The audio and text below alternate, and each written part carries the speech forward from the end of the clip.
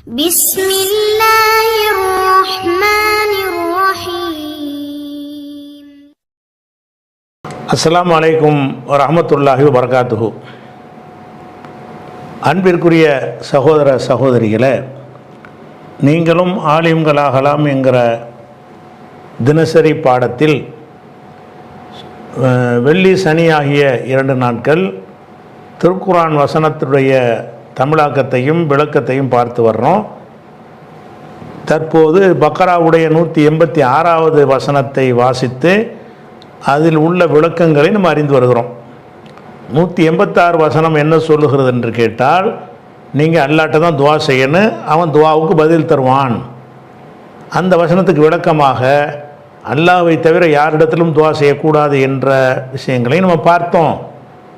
அப்போ அல்லாஹ் பதில் தருவான்னா பதில் தராமல் இருக்கிறானே, சில துவாக்கள் ஏற்றுக்கொள்ளப்படாமல் இருக்குது என்று நமக்கு வருகிற சந்தேகங்களுக்குரிய விளக்கத்தையும் நம்ம பார்த்து வர்றோம்.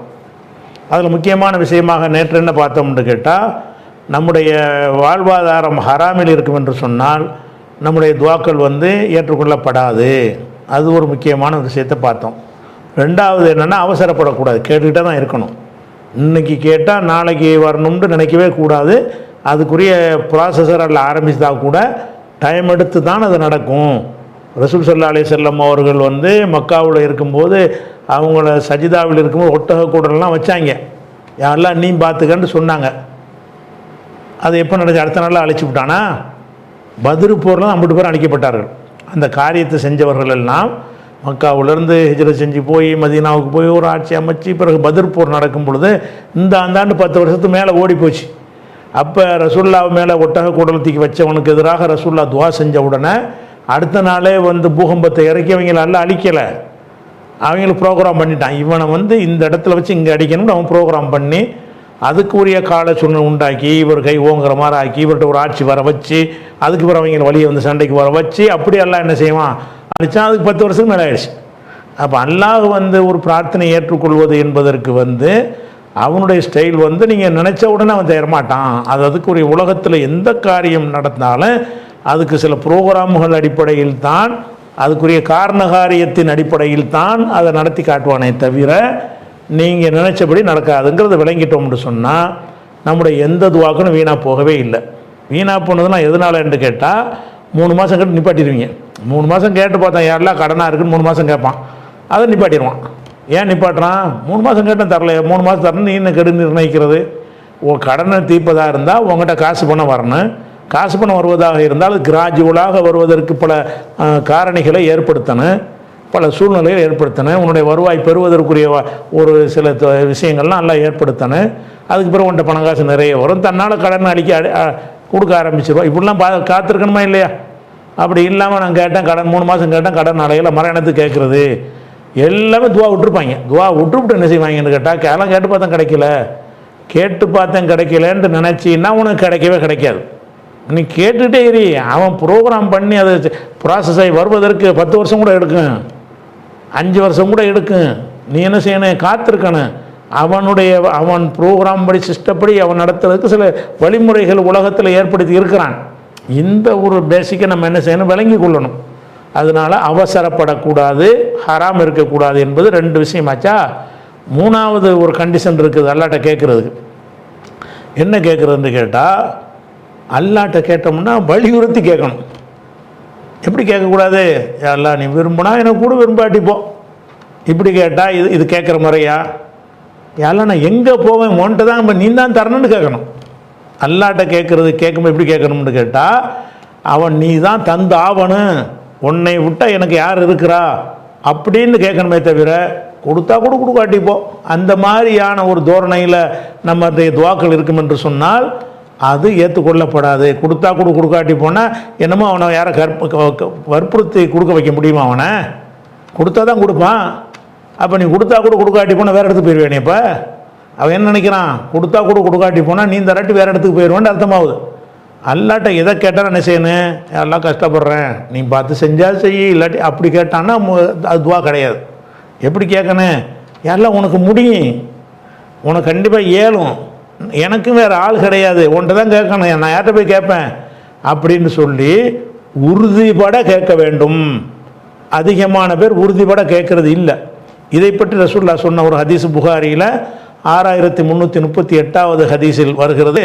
என்ன வருதுன்னு கேட்டால், இதா தா அஹதுக்கும், உங்களில் யாராவது துவா செய்தால், ஃபல் யஸ்மில் மஸ்அலா, மஸ்அலான்னா கோரிக்கை, கேட்பது, துவா கேட்பதை உறுதிபட கேட்கட்டும். எப்படி கேட்குறாங்க ரசூலுல்லாஹ் சொல்கிறாங்க, இதா தா அஹதுக்கும், உங்களில் யாராவது துவா செய்வார்களே ஆனால், ஃபல் யஸ்ம், உறுதிபட கேட்கட்டும், அல் மஸ்அலத்தை, கோரிக்கையை, மஸ்அலன்னா கோரிக்கை, சுவால் கேட்குறது, கேட்பதை உறுதிபட செய்யட்டும்.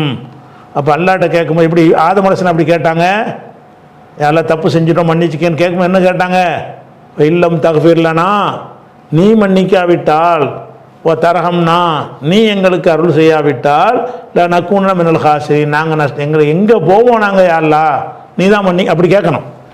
நீ இல்லாவிட்டால் உன்னை விட்டால் எங்களுக்கு யார் இருக்கிறா என்று கேட்கணுமே தவிர, நீங்கள் காட்டி நான் அவருக்கு போகிறேன் அவளியாட்ட போய் கேட்பேன்னு நினைக்கிறான். இவன் என்ன செய்யறான், அவன் கேட்குற விதமே எப்படி இருக்குன்னு கேட்டால், கேட்குறேன் தந்தாத்தா நீ இல்லாட்டி என்ன இருக்க, நான் ஒரு 2 விட்டு போவேன், அவர் இல்லைன்னா அப்துல் காரிஜிலான்ட்ட போவேன், அஜ்மீர் ஹாஜாட்ட போவேங்கிறான்.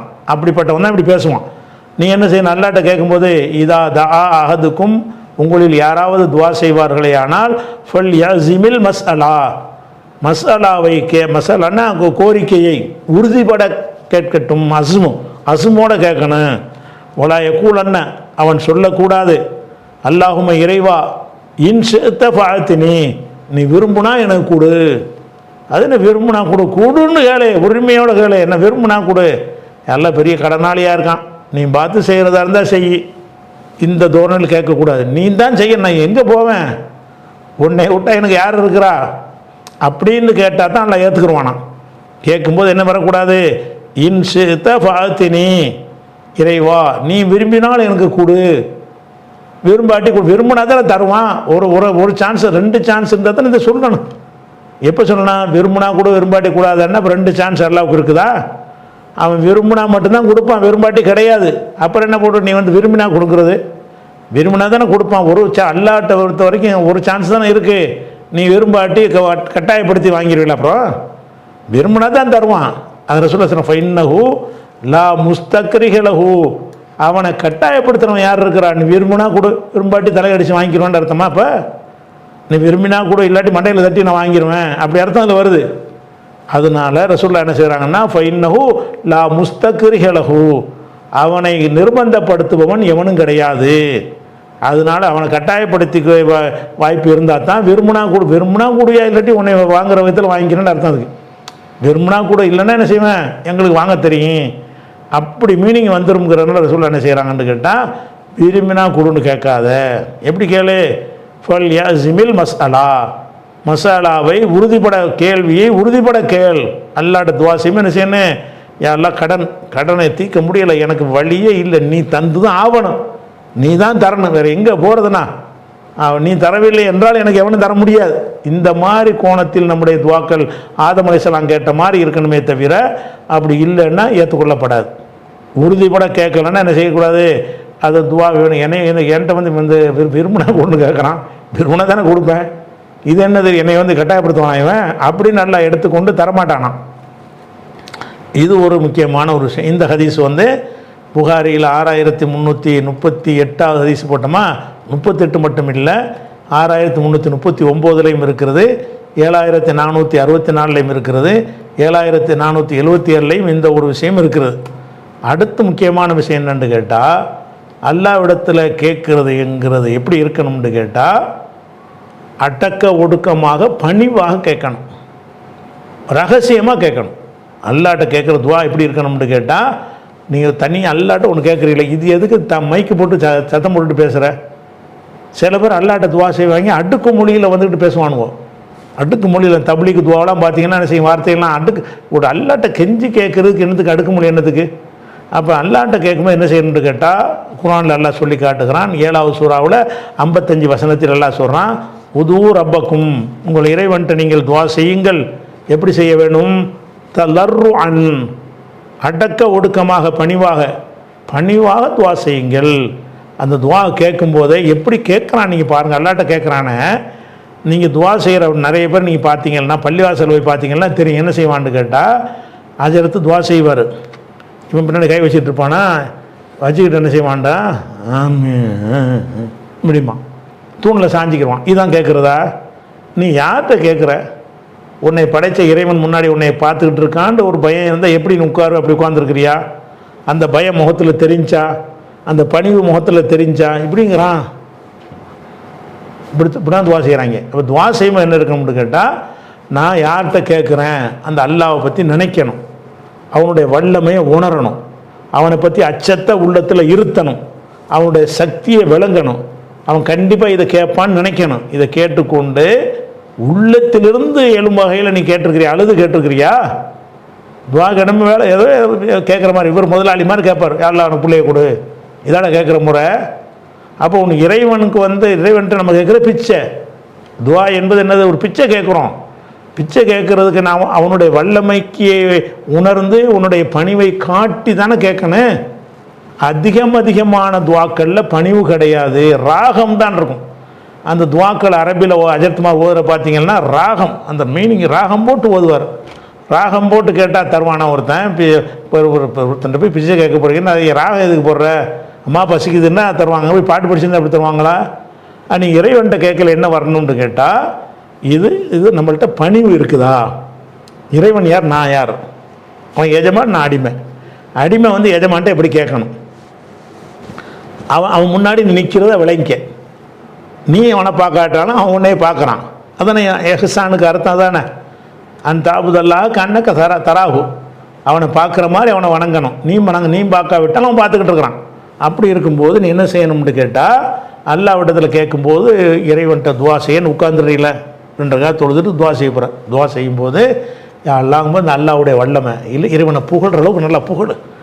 அல்லாஹ் நீ சர்வ சக்தி படைத்தவன், உனக்கு இயலாத எதுவுமே கிடையாது, நீ அவருக்கு அதை செஞ்சாய், இவருக்கு இதை செஞ்சாய், சக்கரை நம்பிக்கை பிள்ளைய கொடுத்தாய், அப்படி இப்படின்னு எவ்வளோ நீ அறிஞ்சு வச்சிருக்கிற விஷயம் இருக்குல்ல, அதெல்லாம் சொல்லி இப்படி எல்லாம் செஞ்ச இறைவனே, நீ நினைத்தால் எனக்கு செய்ய முடியும், நீ எனக்கு கூட, நான் யார்கிட்ட போய் கேட்பேன். இந்த மாதிரி நம்ம என்னை கேட்டிருக்கிறோம். சும்மா கொஞ்சம் அல்ல எனக்கு பிள்ளைய கொடு, நல்ல காரணம். இதாக பணிவு. பணிவுண்டா என்னன்னு கேட்டால், யார்கிட்ட கேட்குறியா அவனை உயர்த்தி புகழ்ந்து அவனை பாராட்டி அவன்கிட்ட கெஞ்சி கேட்கணும்லங்க. நம்முடைய துவாக்களில் பெரும்பாலும் கெஞ்சுதலும் கிடையாது, ராகம் போட்டு படித்து அது ஒரு மந்திர சொல்லு மாதிரி மனப்பாடம் பண்ணி வச்சு என்ன செய்கிறாங்கன்னா சொல்கிறாங்க. அப்போ நம்ம என்ன செய்யணும்னா, அல்லாட்ட கேட்கும் பொழுது தல்லர்ரு இருக்க. தல்லர்ரு என்றால் என்னன்னு கேட்டால், அவனுடைய உயர்வை ஒப்புக்கொள்ளணும், உன்னுடைய பணிவை ஒப்புக்கொள்ளணும். அந்த மாதிரி ஒப்புக்கொண்டு அல்லாவை பாராட்டுற அளவுக்கு பாராட்டி, உன்னுடைய பலவீனத்தை சொல்கிற அளவுக்கு சொல்லி, யாரெல்லாம் எனக்கு என்ன இயலும், எனக்கு ஒன்றுமே இயலாது, நான் ஒன்றும் நீ செஞ்சால் தான் உண்டு, எனக்கு என்ன பலி இருக்கு, நான் எங்கே போவேன், அந்த மாதிரி நீங்கள் துவா செஞ்சுருக்கீங்களா? என்னைக்கா செஞ்சுருக்கீங்களா? நீங்கள் கேட்குறத ஒழுங்காக கேட்காம நான் கேட்டால் தரலன்னு என்ன வேலைக்காரன்ட்ட கேட்ட மாதிரி என்ன செய்கிறீங்க, சொல்லிக்கிட்டு இருக்கிறீங்க. அதனால் ஃபஸ்ட்டு கண்டிஷன் என்னென்னு கேட்டால், தலர்ரு இருக்கணும். உது ரப்பக்கும், உங்கள் இறைவன்ட்ட துவா செய்யுங்க. தலர்ரு அன், பணிவாக துவா செய்யணும். ஹுஃபியத்தன், ரகசியமாக செய்யணும். அல்லாட்ட கேட்குற துவாக்கள் என்ன செய்யணும், சில மனப்பாடம் பண்ணி ஓதக்கூடிய துவாக்களை சத்தமாக ஓதிக்கலாம். இமாம்கள் ஓதுறாங்கல்ல, கற்றுத்தருவதற்காக ஓதிக்கலாம். அதுக்கப்புறம் நீங்கள் கேட்குறதா இருந்தால், இதுக்கு எதுக்கு உலகத்துக்கு தெரிகிற மாதிரி நீ ஏன் கேட்கணும்? நீ உனக்குள்ளே கேட்டுக்க. அஜர்த்து மைக்க போட்டுவிட்டு எல்லோரும் ஆமின்னு சொல்கிற அளவுக்கு கேட்குறாங்க. இந்த கூட்டு துவாங்கிறது அதுதான் வேணாங்கிறோம். துவாங்கிற ரகசியமாக கேட்கணும்ப்பா. இதையும் எல்லாருக்கும் சேர்த்து அவர் கேட்குறாரு. அல்லாட்ட ஒவ்வொருத்தனுக்கு ஒரு தனித்தனி தேவைகள் இருக்கும். ஏன் தேவை ஒன்றா இருக்கும், ஓன் தேவை ஒன்றா இருக்கும். அதிகமான பேர் கூட்டுத்துவா தானே கேட்குறாங்க. கூட்டுத்துவாண்டால் என்ன வாயிறாங்க, ரகசியம்ங்கிற அடிபட்டு போயிடுத. ரகசியமாக தானே கேட்கணும்னு இருக்குது. ரகசியமாக கேட்கணுங்கிறதுல நீ அஜர்த்த சொல்ல, நீ ஆமீன் போட, இதில் எதுங்க ரகசியம் இருக்குது? ரகசியமாக தொழுது முடிச்சோன்னு என்ன செய்யணும், நீனா கேளு, மனசுக்குள்ளே கேளு. எவனுக்கு தெரியும் என்ன கேட்குறேன்னு, எவனுக்கு தெரிய வேணாம், உனக்கும் இறைவனுக்கும் தெரியட்டும். இந்த 2 கண்டிஷனில் நம்ம துவாக்கள் இருந்தால் கண்டிப்பாக ஏற்றுக்கணும். துவாவில் 99% பேருடைய துவாக்களில் பணிவும் கிடையாது, ரகசியமும் கிடையாது. சும்மா ஏதோ வந்தானுக்கு வந்தான், போனான்னு துவா செய்கிறாங்க. ஏதோ நம்ம கேட்குற கேட்டுவோம், இந்த துவா செஞ்சால் கிடைக்கும்னு அஜர்த்து சொல்கிறார்ல, சொல்லி பார்ப்போமே, இதுக்கு பேர துவா? நீ அவனுடைய வல்லமையை வழங்காமல் நீ போய் நீ மந்திர மாதிரி சொன்னா எப்படி எல்லாம் தருவான்? அவனுடைய வல்லமையை விளங்கு, அவனுக்கு தர முடியும்னு நம்பு, உனக்கு வேற எவனை இல்லைன்னு நம்பு, உன்னை விட்டால் எனக்கு யார் இருக்கான்னு நம்பு. அப்படி சொல்லு, அப்படி முறையிடு, அப்படி பேச அல்லாட்ட. அல்லாட்ட எவ்வளவுக்கு பணிவை காட்டி உரையாட முடியும் அப்படி உரையாடி கேட்டிருந்தால், தொடர்ச்சியாக கேட்டிருந்தால், அவசரப்படாமல் இருந்தால் கண்டிப்பாக துவாக்கள் ஏற்றுக்கொள்ளப்படும். இந்த 7:55 வசனங்கள் நிறைய மீறப்படுகிறது. இதன்படி நம்ம துவா செய்வது இல்லை. அப்போ இது மக்கள்கிட்ட விளக்கமாக என்ன செய்யணும்? துவாக்களுக்கு வெயிட் இல்லைன்னு நினைக்கிறான் நிறைய பேர். அது காரணம் என்னென்னு கேட்டால் இந்த விஷயங்கள் தான். ஒன்று ஹராமில் இருப்பான், அதில் விடுபட சொல்லி நீங்கள் போதிக்கணும்.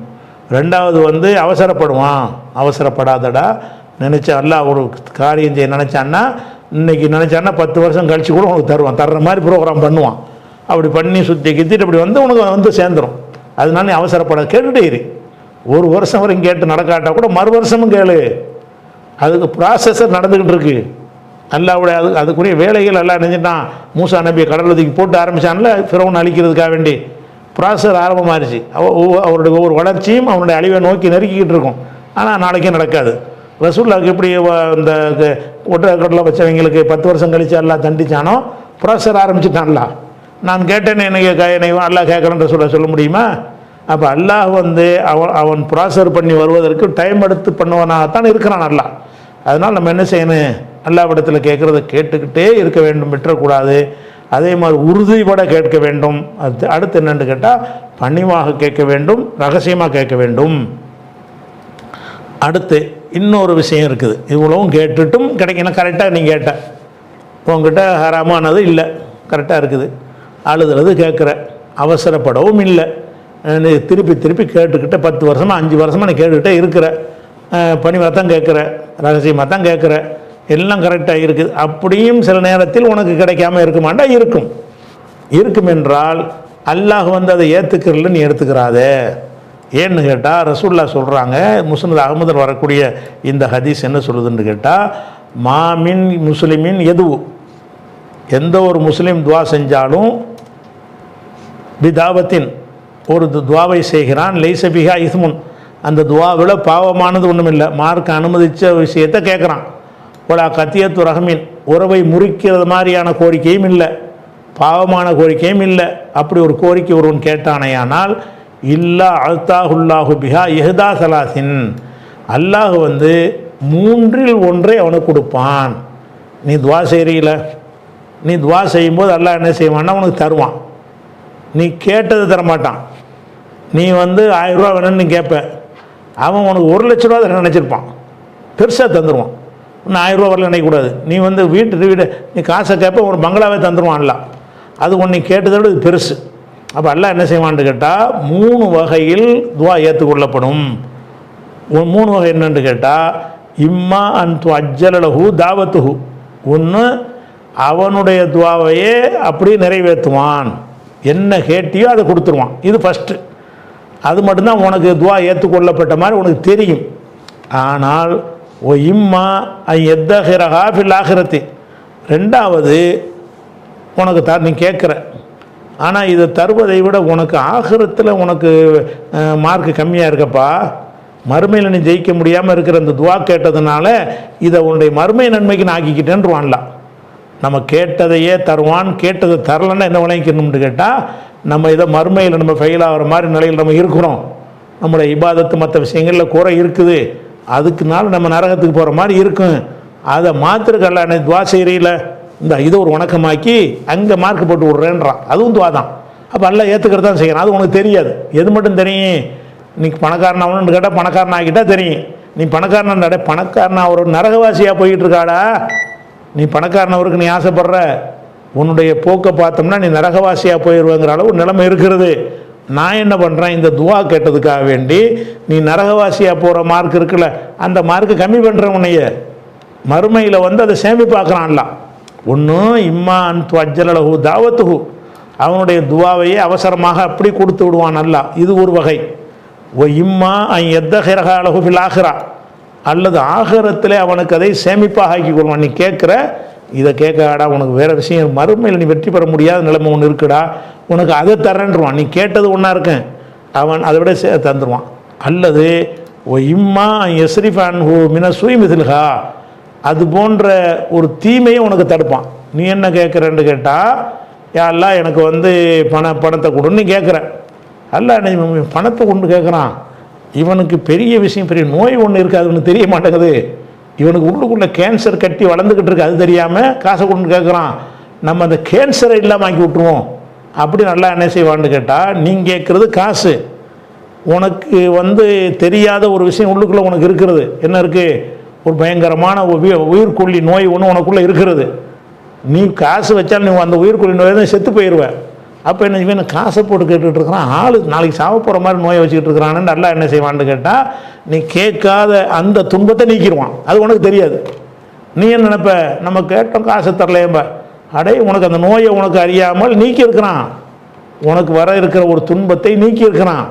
அப்போ நமக்கு வரக்கூடிய ஏதாச்சும் ஒரு துன்பம், வெளியிலேருந்து வரக்கூடிய துன்பம், ஒரு ஆக்சிடென்ட் நீ செத்துரு, உதாரணமாக நீ போய்கிட்டு இருக்கிற ஒரு ரோட்டில் நின்றுட்டு இருக்கிற, நிற்கும்போது ஒருத்தன் என்ன செய்கிற, ஒரு 10 ரூபா தாங்கன்னு கேட்குற. அவன் 10 ரூபா எடுக்கும்போது பார்க்குறான், பின்னாடி வேகமாக ஒரு கார் உன்னை இடிக்கிற மாதிரி வருது. அவன் என்ன செய்கிறான்? 10 ரூபா தரமாக உன்னை இழுத்து தள்ளி விட்டுறான். இப்போ என்னவாச்சு? ஆக்சிடென்ட்லேருந்து நீ தப்பிச்சுக்கிட்டேன். அப்போ உனக்கு அவன் ரூபா தரலைங்கிற உனக்கு கோபமாக இருந்தாலும் அவன் இழுத்து தள்ளி விட்டு உன்னை என்ன காப்பாற்றிருக்கலாம்? ஆக்சிடென்ட்டில் காப்பாற்றிட்டானே இல்லையா? இந்த மாதிரி உனக்கு ஒரு பெரும் துன்பம் வர்ற மாதிரி இருக்கும், அது உனக்கு தெரியாது. நீ என்ன செய்கிற? எனக்கு எல்லாம் எனக்கு ஒரு கார் வாங்கணும், காரை கொடுன்னு கேட்குற.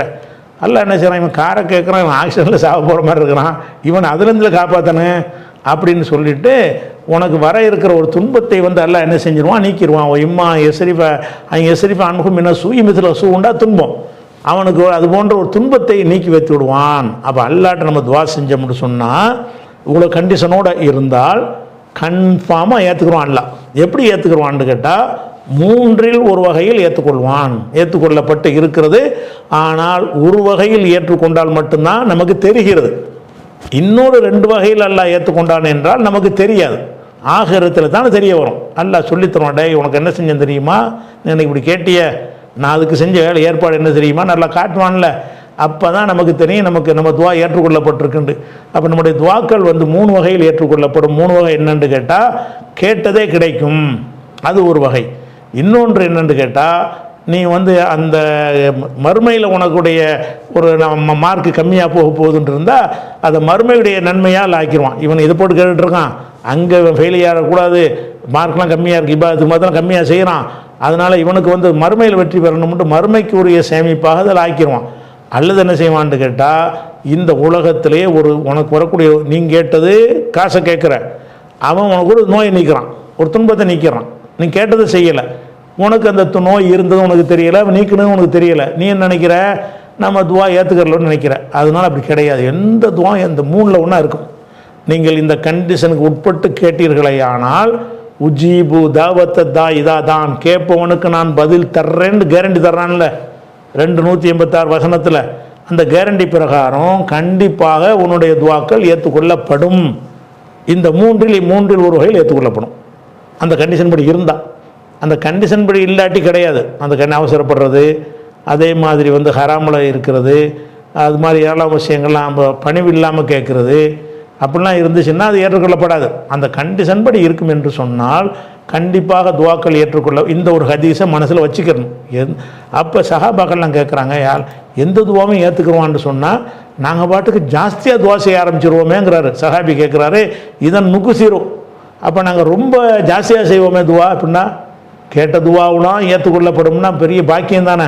நம்ம பாட்டு கேட்டுகிட்டே இருப்போம், ஏதாச்சும் நடக்கும்ல, 3ல் எது நடந்தாலும் லாபம் தானே, நாங்கள் ஜாஸ்தியாக கேட்போமேன்னு அவர் சொல்கிறாரு. அப்போ ரசூலுல்லாஹ் சொல்கிறாங்க, அல்லாஹ் அக்ஸர், அவனுக்கு என்னப்பா, அவன் அதை விட ஜாஸ்தியாக தர்றவன். இப்போ என்ன நீ கேளு, ரொம்ப கேட்டால் எப்படி இப்போ எனக்கு தர முடியும்னு அவன் கேட்க போகிறானா?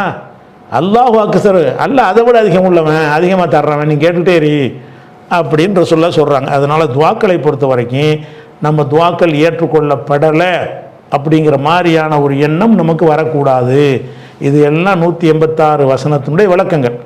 அல்லாட்ட தான் கேட்கணும், வேறு யார்ட்டையும் கேட்கக்கூடாதுங்கிறது அதனுடைய விளக்கங்கள் தான். அல்லாட்ட கேட்டால் தருவானாண்டா கண்டிப்பாக தருவான் என்பதும் அதனுடைய விளக்கம்தான்.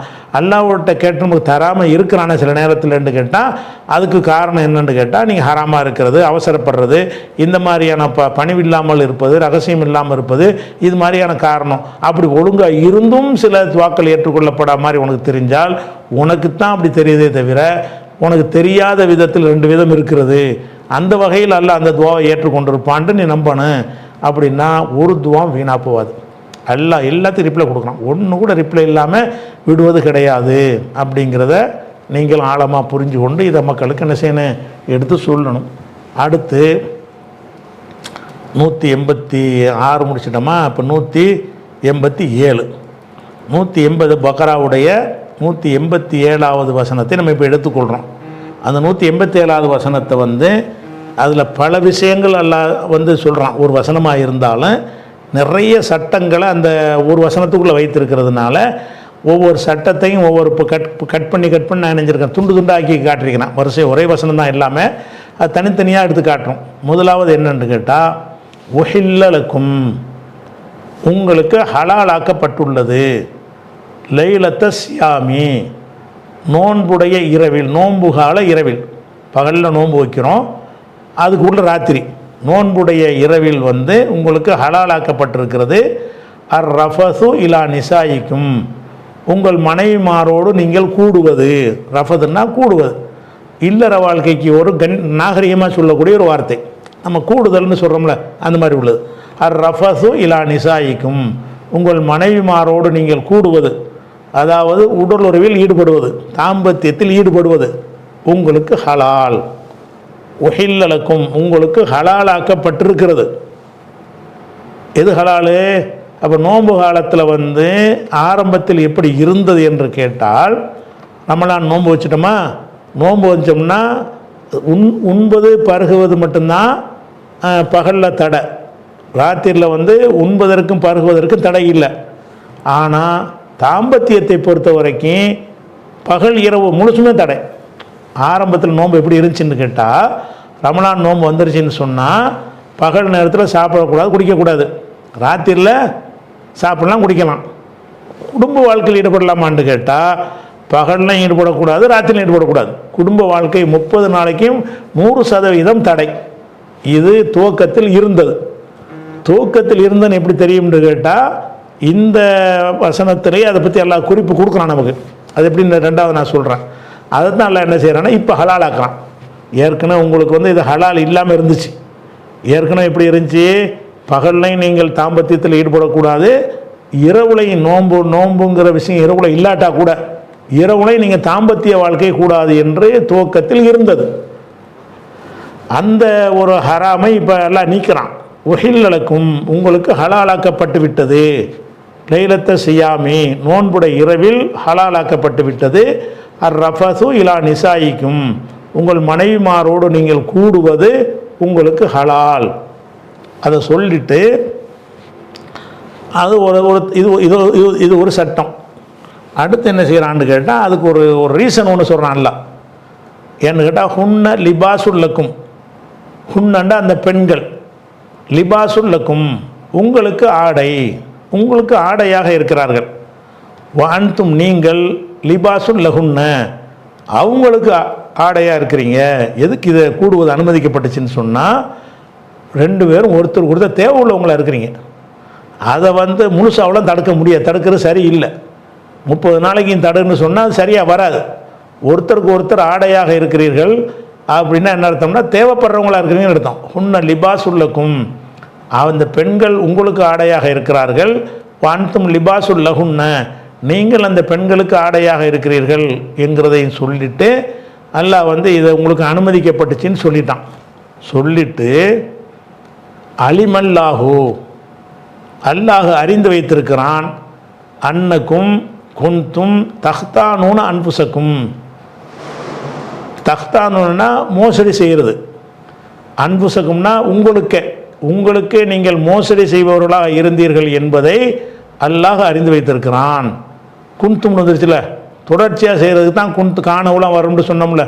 அன்னக்கும் நீங்கள் குந்தும் தஹ்தானூன மோசடி செய்பவர்களாக இருந்தீர்கள், அன்புசக்கும் உங்களுக்கே நீங்கள் மோசடி செய்து கொண்டு இருந்தீர்கள். இப்போ தாப அலைக்கும் அல்லாஹ் உங்களை மன்னித்து விட்டான். வஃபா அன்கும் அதுக்கு அதே அர்த்தம் தான், உங்களை அலட்சியப்படுத்தி விட்டான். ஃபுல் ஆன தற்போது பாஷிரு ஹுன்ன அவங்களோட நீங்கள் இணையுங்கள், சேர்ந்து கொள்ளுங்கள் அப்படின்னு வர சொல்கிறான். அப்போ இந்த வசனத்தெல்லாம் விளங்குறது, ஆரம்பத்தில் இது தடுக்கப்பட்டு இருந்துச்சு. இரவு நேரத்தில், நோன்பு காலத்தில் இரவு நேரத்திலும் மனைவியிட்ட கூடக்கூடாதுன்னு இருந்துச்சு. ஆனால் அதை மீறி இருக்கிறாங்க எல்லாரும். அதை கடைப்பிடிக்க முடியாமல் நினைஞ்சிருக்காங்க, மீறி இருந்தால் அப்படி தான் நல்லா சொல்கிறான். அலிமல்லாஹு அல்லாஹ் அறிந்து வைத்திருக்கிறான். அன்னக்கும் குந்தும் தஹ்தானூன் அன்புசக்கும், உங்களுக்கு நீங்கள் மோசடி செய்து கொண்டிருந்தீர்கள் அப்படின்னு என்ன அர்த்தம்? அல்லாஹ் தடை செய்திருந்த காரியத்தை நீங்கள் செஞ்சீங்க, குற்றம் செஞ்சு கொண்டிருந்தீர்கள். நோன்பு காலத்தில் என்ன செய்ய அல்லாஹ் தடை செஞ்சுருக்கிறான். ராத்திரியில் மனைவி கடை ஒன்றா இருக்கும்போது அதை கட்டுப்படுத்த முடியறதில்லை. நீங்கள் அந்த காரியத்தை செஞ்சு கொண்டிருந்தீர்கள். அப்போ ஃபதாபா அல்லாஹ் இப்போ மன்னிச்சிட்டான், நீங்கள் செஞ்சது எனக்கு தெரியும், மன்னிச்சிட்டேன். ஃபல் ஆன பாஷிரு ஹுன்ன, இப்போது அவர்களோடு நீங்கள் இணையுங்கள், உடலுறவு கொள்ளுங்கள், கூடிக்கொள்ளுங்கள் அப்படின்னு இப்போ தான் அனுமதிக்கிறேங்கிறான். அப்போ இதில் என்ன வழங்குதுன்னு கேட்டால், துவக்கத்தில் இந்த அனுமதி இல்லை. இன்னொன்று என்ன வழங்குதுன்னு கேட்டால், இந்த தடையை மீறினார்கள் நிறைய பேர். இந்த தடையை கடைப்பிடிக்க முடியலை. சாப்பிடாம ஏறி குடிக்காமல் ஏறின்னா கட்டுப்பாடாக இருந்துட்டாங்க. தாம்பத்தியத்தில் ஈடுபடாதுன்னு சொன்னால் அதில் அவங்களால இருக்க முடியலை. எல்லாருமே தோற்று போயிட்டாங்க. எல்லாருமே இல்லாட்டாலும் கொஞ்சம் பேராக தோற்று போயிருப்பாங்க. அது திருப்பி எல்லாம் சொல்கிறான், அலிமல்லாஹு அல்லாஹ் அறிந்து விட்டான், அன்னக்கும் குந்தும் தஹ்தானூன் அன்புசக்கும், நீங்கள் உங்களுக்கே மோசடி செய்பவர்களாக இருந்தீர்கள் என்பதை அல்லாஹ் அறிந்து விட்டான். ஃபதாப அலைக்கும், உங்கள் மீது மன்னித்து விட்டான். வஃபா அன்கும், ரெண்டுக்கு ஒரே அர்த்தம் தான், உங்களை அலட்சியப்படுத்தி விட்டான். எனவே ஃபல் ஆன, இப்போது, ஆன் என்றால் இப்போது, ஃபல் ஆனண்டா இப்போது, பாஷிரு ஹுன்ன, அவங்களோடு சேருங்கள், சேர்ந்து கொள்ளுங்கள். அப்போ இரவு நேரத்தில் தாம்பத்தியம் கூடாது என்கிற தடை நீக்கப்படுகிறது அப்படிங்கிறது இதில் வருகிறது. அப்போ இது இது இது ஒரு இது வரைக்கும் உள்ளதுடைய சட்டம் இதுதான். இதில் கூடுதலாக அறிந்து கொள்ள வேண்டிய பல விஷயங்கள் இருக்கிறது. அதை இன்ஷா அல்லாஹ் என்ன செய்வோம், அடுத்தடுத்த பாடங்களில் பார்ப்போம். அஸ்ஸலாமு அலைக்கும்.